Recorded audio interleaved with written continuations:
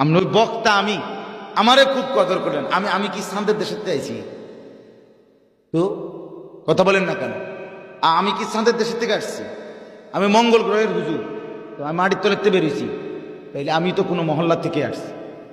আপনারা এখানে থাকেন, সে এখানে ইমাম এখানে থাকে, তা আমি ময়নামতি থাকি, আমি কি আসমান থেকে আসছি নাকি? তাইলে বলে এটা কোনো কথা না যে দূরের হুজুর আসলে কদর হবে, কাছের ইমাম সাহেব আর আমরা। অনেক মানুষ লজ্জাজনক কথাই বলে, আসরের পরে কে বল এ হুজুর আমরা ইমাম সাহেব আছে, এলাকার হুজুর টুজুর হেরা গেছে, হুজুর বলে টুজুর এলাকার হওয়াতে উনি হুজুরের লগে টুজুর হয়ে গেছে। আর রাত 10টায় যিনি ওয়াজ করবেন উনি হলেন প্রধান বক্তা, আন্তর্জাতিক খ্যাতি সম্পন্ন মুফাসসিরে কোরআন, বিশিষ্ট ইসলামী চিন্তাবিদ, দাউদকান্দি ব্রিজ, যমুনা ব্রিজ, পদ্মা সেতু, সিমেন্টের বস্তা, সালের বস্তা, আটার বস্তা উনি। সুবহানাল্লাহ, হুজুর কই, টাইটেল কই, উনি কই, পোস্টার কই, কারবা টাইটেলের অভাব, ধোকা, এগুলো সব ধোকা, সব ধোকা বেটা। এটা আল্লাহর কথা যে বলে সেই দাম। সব প্রধান বক্তা, মসজিদের ইমামও প্রধান বক্তা, আল্লাহর কথা যে বলে, আল্লাহর কথা যে ডাকে, আল্লাহর দিকে যে ডাকে, আল্লাহর কসম প্রত্যেকেই দামি, প্রত্যেকেই সম্মান। আমার খুলনার হযরত বলছে, কোন মসজিদের মুয়াজ্জিন, কোন মসজিদের ইমাম কসম খোদার হযরত বলে সরাসরি আল্লাহ বলে। আচ্ছা, আপনারা জানেন এক খবর, এই পৃথিবীতে আল্লাহর দিকে ডাকে সর্বোত্তম কে? মুয়াজ্জিন। সুবহানাল্লাহ, মুয়াজ্জিন। এ আমরা বক্তা, প্রধান বক্তার বাপের তুনো বড় হবে না।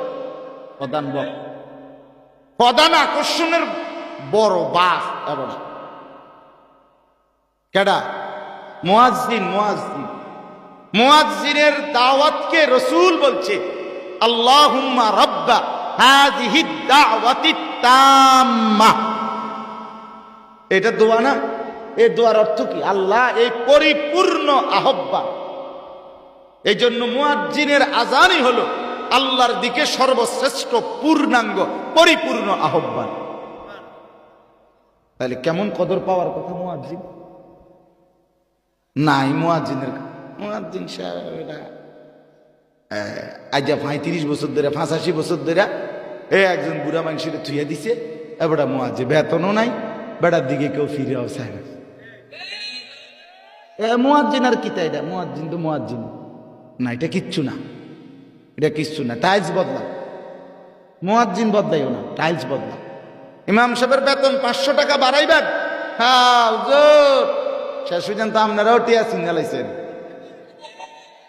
তুমি বেটা, তুমি নিমক হারাম, তুমি মূলত এক আলেমে দ্বীনের কদর চিনবে।